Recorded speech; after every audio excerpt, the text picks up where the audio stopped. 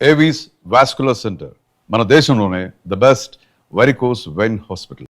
మీ ఇంకా మిగిలి ఉన్న సినిమా ప్రయాణం గురించి మాట్లాడుకునే ముందు నాకు ఒక చిన్న డౌటు. మీ సాహిత్య ప్రక్రియ అంతా మీరు చిన్నప్పటి నుంచి చూసింది, నేర్చుకుంది, అలవరుచుకుంది, అలవాటు చేసుకుంది అంతా గూడా ఒక ఉధృతమైన సాహిత్యం. అవును. ఎంత లేదన్నా. అవును. మీ మీద అసలు చలం ప్రభావం లేదా? చాలా మంది చలము ప్రభావం దండిగా ఉంది. నేను రాసిన ప్రతి స్త్రీ మీద నేను రాసిన ప్రతి పాట. నాకు మొట్టమొదటి నంది అవార్డ్ వచ్చిందే స్త్రీ మీద రాసిన పాట కదయ్యా! ఆ! ఆడకూతుర నీకు అడుగడుగున వందనం, అనునిత్యం కరుగుతున్న నీవు రక్త చందనం. రక్త చందనం అని ఎందుకనాలి? అక్కడ హరిచందనం అనొచ్చు కదా! రక్తచందనమే కదా! రక్తచందనం మనిషి గురించి రాస్తున్నాము. రక్తచందనం అన్నాము. కరుగుతున్న హరిచందనం ఎట్లా? ఇదేమన్నా శోభనం గదిలో పాట. హ్మ్. తనువా హరిచందనమా హ్మ్. అని ఒక కృష్ణాస్తి గారు రాశారు. అక్కడ ఆ శోభనం గదిలో అది హరిచందనం అవుతది తనువు. ఇక్కడ కాదు. ఇక్కడ స్త్రీ జీవితం గురించి రాస్తున్నాం. అది రక్తచందనమే. ఈ ఈ దీన్నేమంటారు మీరు? ఈ ఔచిత్యం అంటారా? లేదా ఈ లోతైన రహస్యం అంటారా? ఇది నేను సినిమా రంగంలోకి రాకముందే నేను నేర్చుకున్నాను. హ్మ్. ఎక్కడ ఏ పదాన్ని ఉపయోగించాలో తెలియకపోతే సినిమా రైటర్‌గా నిలబడలేడు. సార్. నిలబడ్డారు అంటే తెలిసిన వాళ్ళు నిలబడతారు. సార్. అలా. చలం గారి గురించి ఎందుకు అడిగానంటే, హ్మ్. చలం గారి గురించి చాలా మందిలో చాలా పెద్ద అపోహ ఉంటది. అవును. ఆయన రాసిన 'స్త్రీ' మీద రాసిన అవును. ఆ పుస్తకాలైతేమి, ఆయన రాసిన మైదానం కథలైతేమి, మొదలుపెడతాడు గదా! మైదానం నన్ను లేచిపోయినావు అంటే నా మనసుకు కష్టంగా ఉంటదని రాజేశ్వరి వాక్యంతోని స్టార్ట్ అవుతది. రాజేశ్వరి క్యారెక్టర్‌తోనే స్టార్ట్ క్యారెక్టర్ అవుతది. షాక్ అయిపోతాం మనం. నన్ను లేచిపోయినానంటే, హ్మ్. నేను లేచిపోయినానని నన్ను ఎవరైనా అంటే, నా మనసుకు చాలా కష్టంగా అనిపిస్తుందంటే, వారిని ఏం మొదలుపెట్టడం అది. అసలు సు మొత్తం ఒకసారి పటాలమని పగిలిపోయింది నా నా వేళ్ళు ఇట్లా తీసి చూడగానే. ఇగ అంతే మైదానం నేను వదలలా. ఆ మైదానంలో ఉండిపోయాను. చలం మైదానాన్ని దొంగచాటుగా దిండు కింద పెట్టుకొని చదివిన చదువుకున్న స్త్రీలు చదివిన ఆహ్, అసూర్యం పశ్యలు చాలా మందున్నారు. ఆ? మనం సామాజిక వర్గం అని కాదు. అసూర్యం పశ్య అందాం. అంటే ఎండకన్నెరుగని అమ్మాయిలు అందాం. హ్మ్. అసూర్యం పశ్యలు చాలా మంది. చాలా మందున్నారు. చాలా మందున్నారు. కానీ నా దృష్టిలో అంటే చలం పుస్తకాలు చదివానని విడాకులు ఇచ్చిన భర్త మహాశయులు ఉన్నారు. ఉన్నారా? ఉన్నారు. కానీ నా దృష్టిలో సార్, స్త్రీని చలం అర్థం చేసుకున్నంత గొప్పగా మరెవరు అర్థం చేసుకోలేదు అనిపిస్తది. నిజం. నేను కరెక్టేనా? సత్యం. స్త్రీకి శరీరం ఉంది. హ్మ్. దాన్ని వ్యాయామం చేయనివ్వండి. హ్మ్. స్త్రీకి మెదడుంది. ఆలోచన ఇవ్వనివ్వండి. స్త్రీకి స్వేచ్ఛ ఉంది. బంధనాలు వేయకండి. ఇది కదా స్త్రీ పుస్తకంలో రాసిన మొదటిది. సార్. అట్లాగే తెన్నటి హేమలతాదేవి ఉంటది ఒకామె. అద్భుతమైన నవలలు రాసింది. ఆమె ఒక దగ్గర రాస్తది. వి విధాతకి విడదీయరాని ఆత్మీయతకి విశ్వ చలనానికి మూల కారణం స్త్రీ అని మొదలుపెడతది. వాహ్! 'రక్తపంకం' అనే నవల లోపల. విధాతకి విడదీయరాని ఆత్మీయతకి విశ్వ చలనానికి ఆధారం స్త్రీ అని స్టార్ట్ అవుతది. ఆ వాక్యం ఇంకా నాకు గుర్తుంది. బహుశా నేను ఇది 10థ్ క్లాస్‌లో చదివి ఉంటాను. హ్మ్. నా అదృష్టం ఏందంటే మా ఇంట్లో అద్భుతమైన లైబ్రరీ ఉండడం. మా నాన్న అనకూడదు గానీ, మా నాన్న ఇటువైపు ఈ ఈ పుస్తకాలు చదివేవాడు కాదాయన. హ్మ్. ఆయన 'ప్రజలు', 'గోర్కీ', 'అమ్మ' ఇవి ఉంటది కదా! 'ఉక్కుపాదము' ఇలాంటి మార్క్సిజం నేపథ్యంలో వచ్చే నవలలుంటాయి కదా! 'కొడవటిగంటి గుణపరావు' హ్మ్. ఈ హ్మ్. ఇలాంటివి బాగా మా నాన్న అది ఇష్టం. కానీ మా నాన్న అనేక పుస్తకాలు తెచ్చేవాడు. ఓకే. లక్కీగా అవి నేను చదివేవాడిని. హ్మ్. మా అమ్మకిష్టం. మా నాన్నకిష్టం ఉండదు గానీ, మా అమ్మకిష్టం. మా అమ్మ ఏదైనా ఇష్టమే. 'తెన్నటి హేమలత' చదువురా బాబు మంచిగుంటదది. ఎంత బాగా మాడుతది. 'గాలి పడగలు నీటి బుడగలు' అని ఒక నవలుంటది.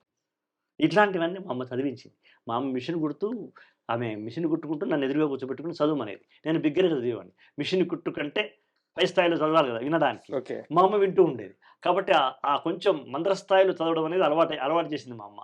కాబట్టి నేను ఎవరు చదవమన్నా కూడా ఈ కూని రాగాలుగా ఉండదు నాది. అది దాసరి గారు గానివ్వచ్చు, రాజమౌళి గారు కావచ్చు, చిరంజీవి గారు. చిరంజీవి గారు కూడా ఇట్లాగే వినిపించారు. అగ్ని నేత్రమహోగ్ర జ్వాల దాచినావో రుద్రుడా అని వినిపించాను ఆయనకి పాట హ్మ్. అయిపోయినాక. హ్మ్. ఆయన చూసి అశోక్ చూడు నాకు గూస్ బంప్స్ వస్తున్నాయి అన్నాడు. That is the first award to me. ఆ తర్వాత నేషనల్ అవార్డ్. అది ఆ అలవాటు, ఆ కమ్యూనికేషన్ స్కిల్ అనేది నాకు మా అమ్మ నాకు బిగ్గరగా చదవను నాన్న. చదివేది స్పష్టంగా చదవాలి. తప్పు లేకుండా చదవాలి. ఆత్మవిశ్వాసం కల్పించాలి అని చెప్పేది మా అమ్మ. అలా చదువుతూ ఉండేవాడిని. ఇవన్నీ నాకు తెలియకుండానే. సరే. అంటే ఎలాగో 'ఠాగూర్' ప్రస్తావనొచ్చింది. సినిమాని బతికిచ్చే సందర్భం అంటే సినిమా అంతా ఒక ఎత్తు. ఆ పాట వచ్చే ఒక్క సందర్భం ఒక ఎత్తు. అవును, అవును. అది మళ్ళీ మూల చిత్రంలో లేనిది. అక్కడ లేదు. రమణ చిత్రంలో లేదు. తమిళ చిత్రంలో లేదు. చాలా బలంగా అక్కడ పడాలి. ఎవరు మీకు ఫోన్ చేశారు? వివి నాయక్ గారు. హ్మ్. వివి నాయక్ గారు ఉండి మణిశర్మ గారితో ఫోన్ చేయించారు. హ్మ్. నేను వెళ్ళాను. హ్మ్. వెళితే మణిశర్మ గారు ఉన్నారు, వివి నాయక్ గారు ఉన్నారు. హ్మ్. వాళ్ళు నాకు విషయం చెప్పినారు. చెప్పినప్పుడే తర్వాత మన చిరంజీవి గారు ఏం చెప్పినారంటే, నేను సైతం ప్రపంచాగ్నికి సమిధనొక్కటి ఆహుతి ఇచ్చాననే లైన్ నాకు కావాలి హ్మ్. అని చెప్పారు. నేను దాన్ని తీసుకొచ్చి అట్లా మొదలుపెట్టాను. హ్మ్. అదే పల్లవి చేద్దాం సార్ అన్న. ఆయన అప్పటికే రుద్రవీణలో సీతారామ శాస్త్రి గారితో రాయించుకున్నారు. అవును. సేమ్ లైన్ మళ్ళీ రిపీట్ ఐ వాంట్ అన్నాడు ఆయన. అది మెగాస్టార్ ఆర్డర్ అది. హ్మ్. కాబట్టి వివేక్ నాయక్ కూడా సరే అంటాడు. అందరూ ఓకే అన్నారు.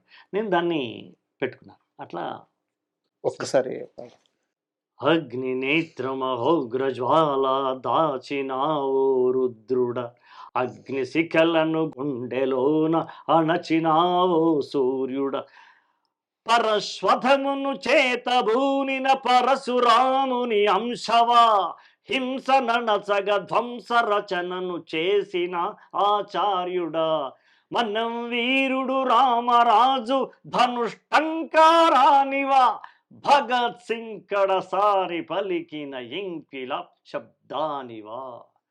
అలా వెళ్ళిపోయింది.